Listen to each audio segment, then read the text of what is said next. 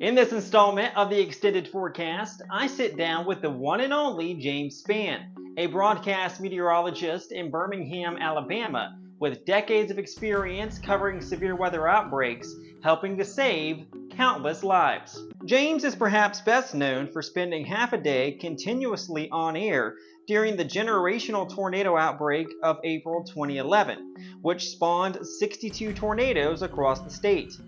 When he's not on air, he's just as busy, driving across the state to visit numerous schools each week to teach the next generation about weather. Hear how James changed his career path from electrical engineering to meteorology, why he works so hard, only getting a few hours of sleep per night, and what he values most from broadcast meteorology.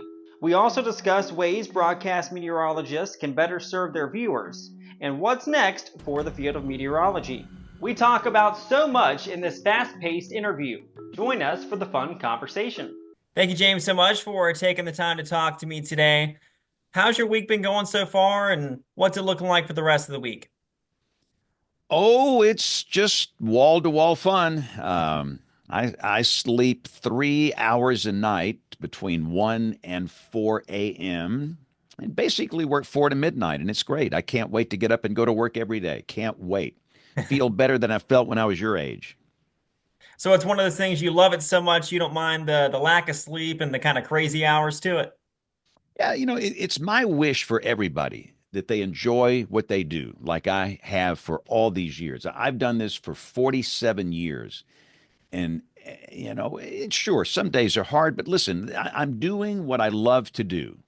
And everybody has a passion in life. And I sure hope that they get a chance to follow that passion and have a career that just gives them enjoyment and fulfillment like this has done for me. It's been a blast. So I don't sleep. I deal with trolls and haters and know-it-alls, but it's great. I just love what I do for a living. I wish everybody has this situation.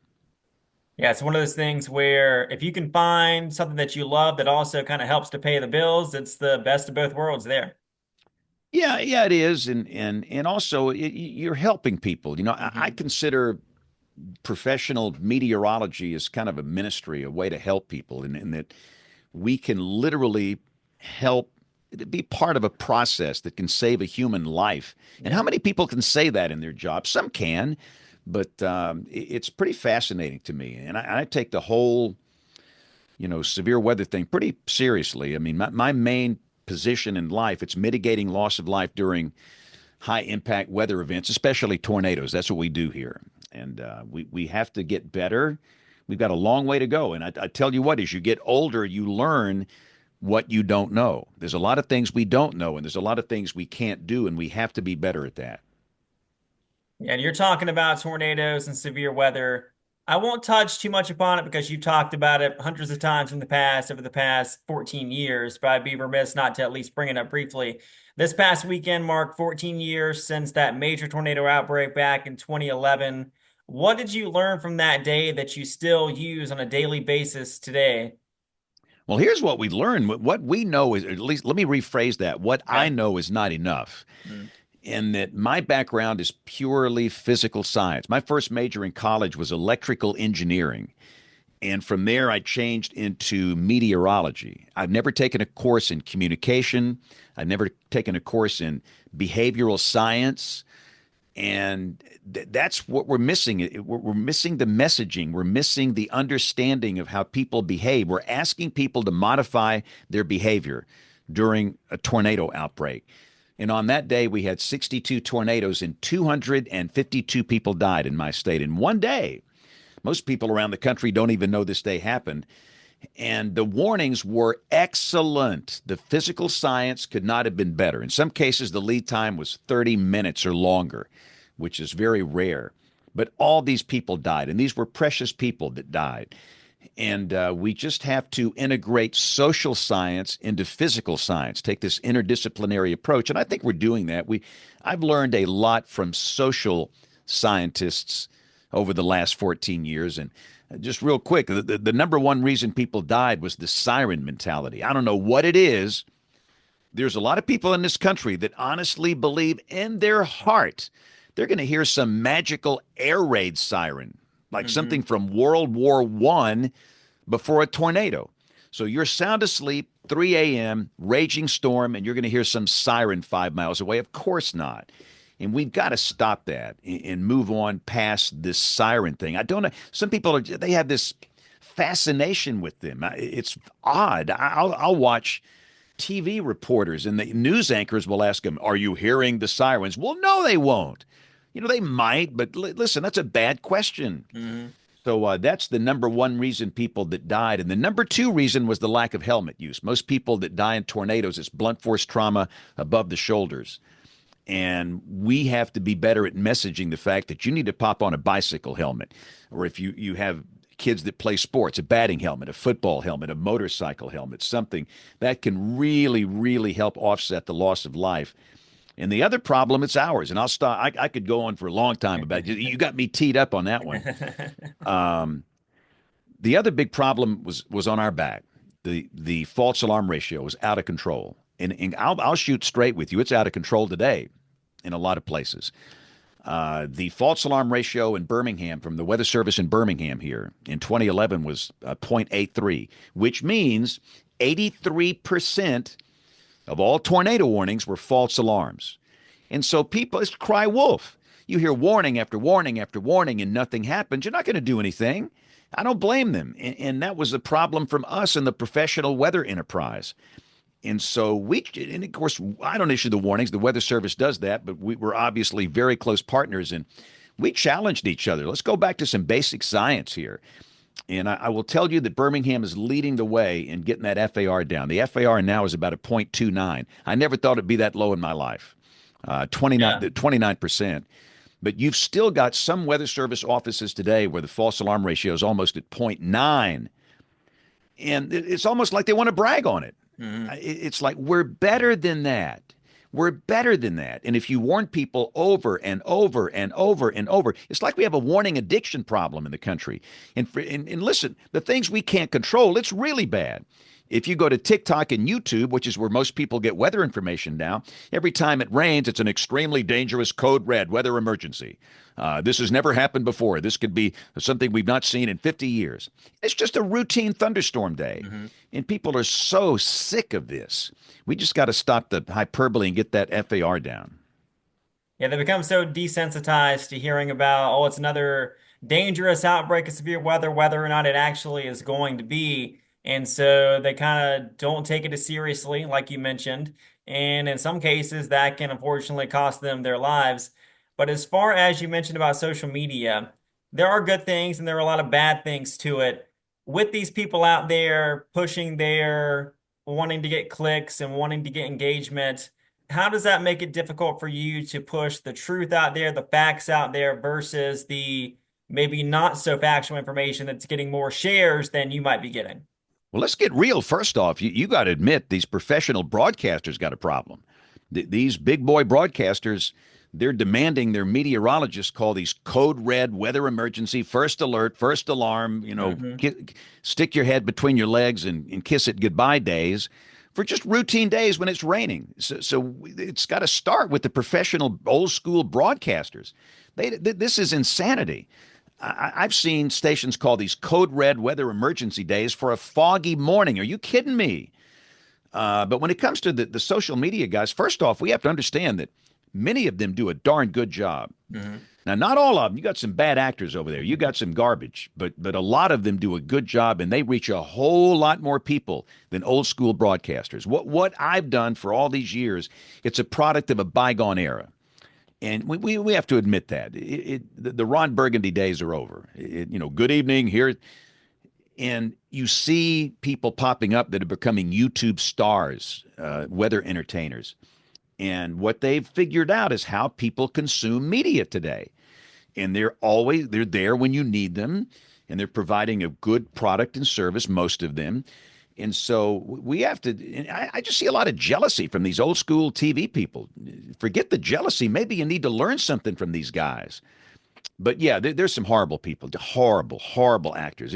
Some of these jabronis on TikTok, and hurricane season's about to start. Mm-hmm. You know, we're going to have a Category 6 hurricane wipe out the state of Florida. I mean, and people soak it up. Mm-hmm. People don't know how to find truth anymore. And then of course you get all the chemtrails and all this other stuff. It's just this ocean of ignorance, and Mm-hmm. we need to help people navigate through that, in not in a condescending way, but in a way where we can just help them. And I think we can do that. And again, we as professionals have to stay relevant. And by going in here and doing the 6 o'clock news, that's okay. It's going away, but there's still some older people that watch this. But at the same time, we have to build credibility on the social, digital side. And to do that, you have to work hard. You have to be there when people need you. There's no such thing as an 8-hour job in this business anymore. And I don't expect people to sleep 3 hours a night like me. I mean, I'm waiting on somebody that's going to work that hard, but you've got to be there when they need you, and you've got to provide quality content that is urgent when it's needed. Listen, I'll use strong language when it's needed, but when it's not needed, I don't. In fact, most of my job's putting down the nonsense you see on some of the social media channels. So, but we have to be there for the people in products and services that they consume these days, and do it in a proper way, and just help them navigate through the ocean of insanity that's out there. And a lot of times during those severe weather outbreaks, you'll be on air for 5, 10 plus hours straight. For maybe a young meteorologist just getting into the business, how do you pace yourself during that to not wear yourself out and to tire the viewer out as well?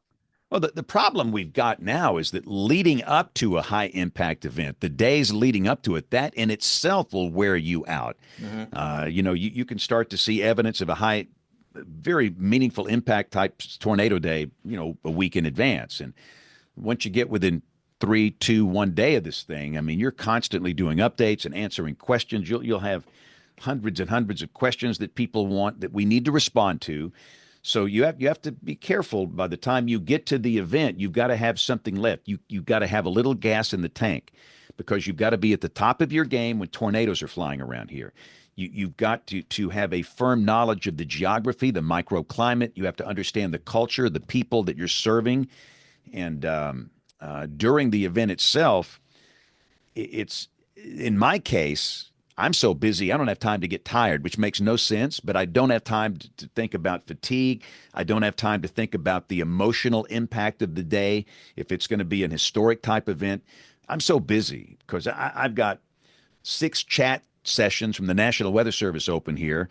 I've got our spotters in the field. I've got that on, it's all on Slack, and you're going bouncing back and forth between all these channels. You've got multiple live streams in the field you're looking at. You've got social media where all this amazing input comes in. Every CPU cycle in my brain is taken up processing this in real time, deciding what we're going to show and telling a coherent story. And for my little pea brain, I have no extra room for getting hung up in the emotion or thinking about anything but telling a coherent story. And the one good thing about it for me, I've been doing this for so long, often I will stop and reflect internally on some of the ones that we've lost over the years. Hundreds have died on my watch. Hundreds. Again, on that one day, 252 people died on my watch. And for a lot of them, I've memorized most of the names. I know their stories. I know their surviving family members. I know the pain that they experience. And we have to be sure that that pain doesn't happen to somebody else, or do the best we can to prevent that. And I'll let that slip in from time to time. But if it makes sense, I'm too busy to be tired. And one of the best things that you do during those tornado outbreaks is calling out specific businesses and also landmarks, not just roads or counties or towns. Is that something you set out to learn, or is it just a product of living there for so long? Well, so here's what I do. I'm in at least 1 to 2 schools every single day. Every single day. My first school opening is now in 2027. And if you're on the road in a school every day, 1 to 2 schools, sometimes 3 schools a day, you're going to learn your market. You will learn it. You will meet people. You will talk with those teachers. You'll talk with those kids. You will understand the culture, the people, and the geography. And doing this for all these years here, it's good. For example, today I was in Tuscumbia, which is 2 hours away. Muscle Shoals, Florence, the northwestern corner of the state. There'll be days I'll be in Gulf Shores. That's our Gulf Coast. That's 4 hours away. I am burning up these roads. And again, the old DMA, the TV DMA boundaries have gone away. That makes zero sense to anybody. With social and digital, there are no boundaries. And I've decided my boundary is pretty much going to be the state where I live, which is Alabama, which is a big state. And if you burn up these roads, talking to these schools, you will get this in your head. And you need to do it consistently. I heard some weather guy speak, and he said, I went to 2 schools last month. Like the guy's a hero. What do you mean? You ought to be going to 2 schools a day. But the other thing, too, and we've learned that people, their map skill is horrible. We have a real geography literacy problem in this country. And I'm not faulting the people. It's technology. It's turn-by-turn directions on these phones. Who needs map skill? Well, you can just tell your phone, I need to go here, and it tells you how to get there without really having to look at a map. So we have to be better at using landmarks. And you just cannot look at a map and call out I see this over and over. People look at the maps and they'll call out everything they see on the map. No, no, no, no, no, no. Where's the Walmart? Where is Jim Bird's barn? Mm-hmm. Where is Jim's Pit Barbecue? Where's Archibald's? And nobody knows where these places are, but you call them out here, everybody. And I got in trouble one night because I called out a strip joint. I called out a place called Wesley's Booby Trap. And I didn't even think about it, but everybody that lives in Corner, Bagley, Sayre, Sipsey, Empire, Doris, Summerton, Alabama, they know where Wesley's is. Yeah. And they knew they got to do something about it. And so using those landmarks, it's critical in severe weather messaging because people have simply lost their map skills. And going back and forth to these schools, obviously, like you said, that's helped you to learn where these places are, but also the school visits themselves. What is it about teaching the next generation that you love, and why is it important that they learn science, they learn other skills that they can use moving forward? Well, listen, some people did it for me, but not a lot. I mean, goodness, I was an engineering major for 3 years before I figured out you could do this weather for a living. I mean, I needed somebody in my life to help me when I was in high school or younger. And kids love this stuff. Even the young ones, they love to talk about weather. I would teach third grade science. If I didn't do this for a living, I would be a third grade science teacher. Those kids, that's where you want to be. Those kids have the cognitive skill to learn middle school level science. They understand sarcasm. They think you're funny. They're still sweet. They don't smell bad. They don't have any hormone problems. But getting in those schools and doing it in a way that's interactive and you can watch them. Like the school today, they were great. They piled everybody in there, K through 12, the whole school in the gym. I love it. I love a circus atmosphere like that. And you do this long enough and you can pretty much own a crowd of kids when it comes to science. And you can kind of give them a path. For those of you that want to do this, let me tell you what you need to do now and how to get there. So it's exciting to me, and I love the next generation. I think they're going to be great. They're going to be a whole lot better than mine. There's so many things that we don't know and so many things we can't do. I think they're going to solve some of the problems that we could not. And that next generation too are the ones that know the technology so well. So with this field going in that direction, they can obviously have a jump start on that kind of how the field's going to end up with the digital side. As far as when you go out and do these school visits and community talks and all that, I feel like that too, at least for me locally down here, and I'm sure where you are as well, that helps to build a trust between you and the viewer. They see you, they meet you. So whenever severe weather breaks out, they recognize you and can listen more closely to what you have to say. Yeah, trust is important in the communication process, and you're not going to build trust in a short amount of time. It takes time. You have to spend time with somebody to trust them. And if you're out somewhere every day among people where they're actually in the same room with you, that they get to know who you are a little more and they get to know your motivation. And if they can understand that you're there to take care of them, they will latch on to you. Another big problem we're fighting now with some of the younger folks coming up, it's all about me. It's all about me. Some of the job candidates I've looked at, the first thing I do is go to their social media feeds. And one candidate, 99 out of the last 100 posts were selfies. And again, there's nothing wrong with that every once in a while, but 99 out of 100, what you're telling people, it's all about me. Mm. No, no, no, no, no, no. To do this successfully, you've got to have a servant's heart. You've got to serve the people. And, I wanted to ask this person, what is the viewer, what is your audience benefit from 99 selfies? And you're proud of your clothes and your teeth and your hair and the way you look, and that's cool. But maybe you need to be a fashion consultant instead of doing weather. I mean, I don't know. So you've got to have a servant's heart. The things I'm looking for when I hire somebody, you've got to work hard. I dare you. I dare anybody watching this to work harder than me. I'm not good at anything, but I will work harder than anybody to accomplish a goal. You've got to work hard. You've got to do it with integrity, and that's a touchy subject, but people appreciate that quality. And you've got to do it with a servant's heart. And you have to serve all people. And that one more thing, and I've got to go. We live in a deeply divided country. And a lot of people coming out of college, they basically have told me they don't want to serve anybody that did not vote for their candidate, which means half the country. So you're going to serve half the people during a tornado warning, and the other half, you just want them to die. And this is where we are with all this hate and rage and political nonsense. I can't stand politics. But if you feel so strongly about it, you need to go be a candidate. Go work for a political person. But what you need to do is go in Dollar Generals and Walmarts and look at all those people in there. Look at all of them and understand you've got to serve all of them. And if that makes you mad, you need to go do something else. You got to do it with a servant's heart. But having said that, I got to go do some old school television. The 6 o'clock news starts now. Yeah, I'll let you get back to that. But okay. Thank you so much again for the time, and my pleasure. Best of luck the rest of the way. Thank you so much. Have a good day. Bye-bye. Big thanks to James Spann for taking the time to talk to me. Don't forget to like this video, comment below, and subscribe for more future content just like this.